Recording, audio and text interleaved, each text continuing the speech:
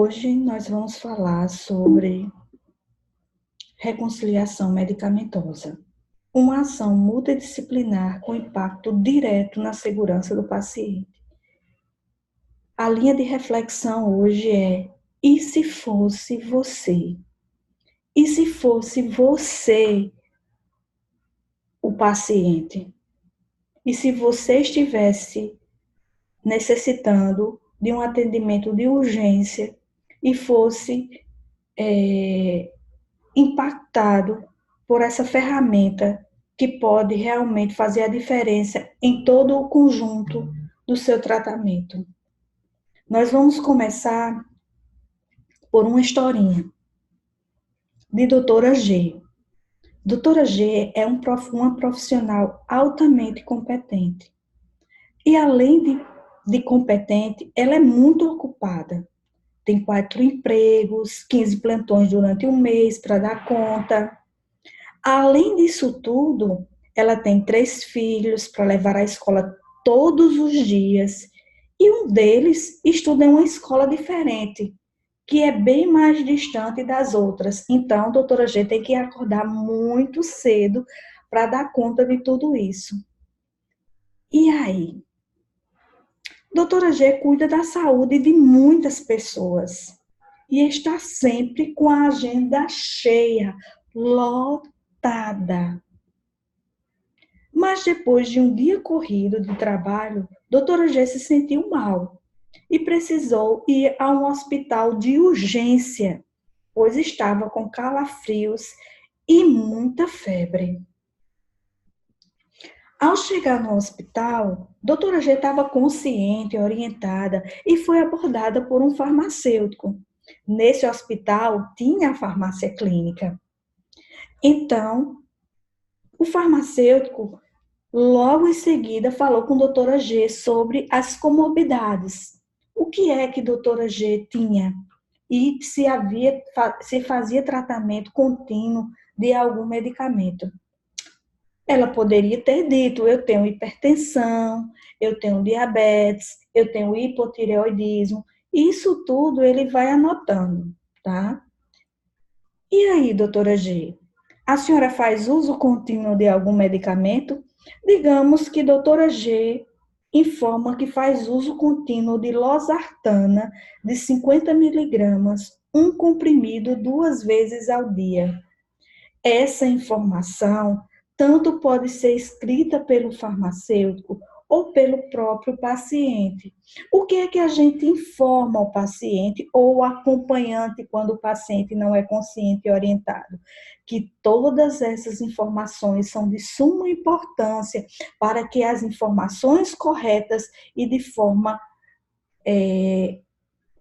contínua ela seja dada integralmente ao prescritor, para que ele possa avaliar essa lista de medicamentos. Digamos que a doutora G também utilize a levotiroxina, porque ela relata que tem hipotireoidismo, e também informa a posologia. Mais uma vez, enfatizo a necessidade de todas as informações relacionadas ao medicamento: nome, dosagem, posologia e a última tomada. Mas a doutora G também informa que é diabética, mas passou pelo sentido e ela não informou na reconciliação medicamentosa. Então, haverá necessidade de uma visita a essa paciente para pegar as informações complementares. Mas essa educação, essa forma de fazer com que haja entendimento sobre a importância da reconciliação, ela deve ser feita no ponto de atendimento. Mas, doutora G é uma paciente consciente e orientada. Em mãos de todas essas informações, o farmacêutico clínico repassa as informações para o prescritor, que irá avaliar e prescrever os medicamentos de acordo com a situação atual da paciente. Doutora G, infelizmente, vai ficar no hospital internada, tá? Mas, para avaliar a comorbidade atual, avaliar a situação atual, desculpa, também tem que entrar em conjunto toda a história clínica regressa do paciente, todas as comorbidades, todos os medicamentos de uso contínuo. Por quê? Quais os riscos que isso pode ocasionar caso não haja essa forma de cuidar, essa forma geral do cuidado? O risco é de doutora G ter um pico hipertensivo pela falta da reconciliação do medicamento para a hipertensão, ou todos os sintomas relacionados a hipotireoidismo, ou ainda uma hiperglicemia. O que acontece quando todas essas informações elas chegam ao prescritor? De acordo com a situação clínica do paciente, é que vai ou não haver toda a lista prescrita. Porque, cito um exemplo, se a doutora G entra com um quadro de hipotensão e precisa de uma droga vasoativa, com certeza, inicialmente não será prescrito losartana. À medida que ocorre a evolução clínica do paciente, é que esses medicamentos eles são inseridos de forma gradativa.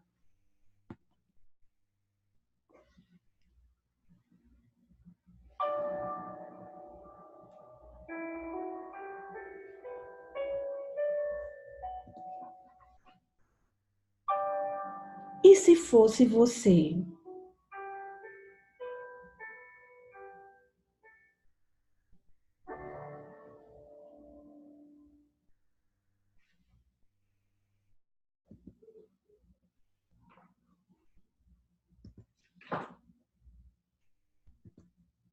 Então, o que é reconciliação medicamentosa?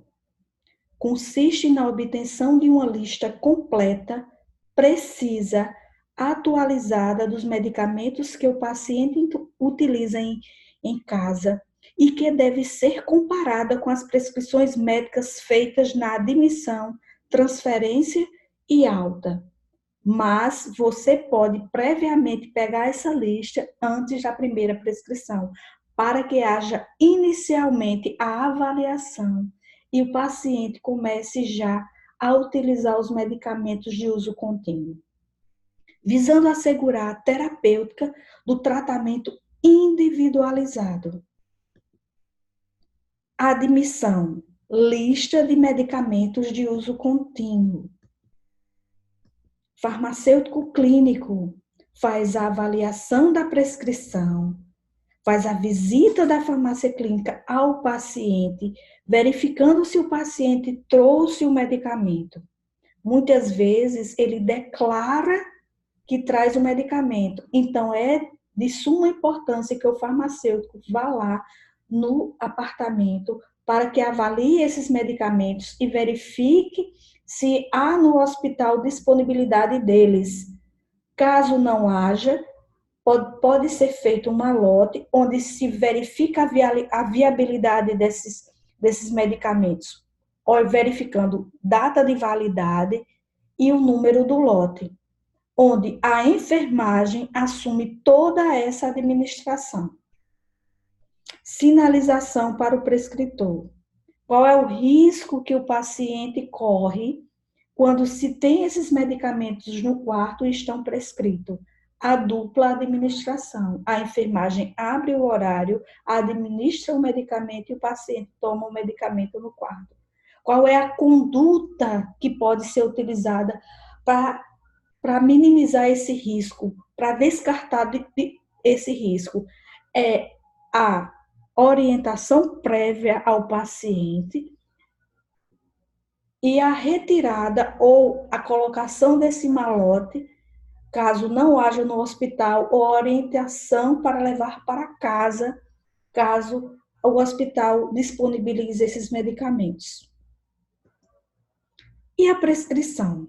Avaliação médica e prescrição, onde ele vai avaliar a situação clínica do paciente e a necessidade de incluir ou não determinados fármacos na prescrição. E o acompanhamento da farmácia clínica na transferência e alta do paciente.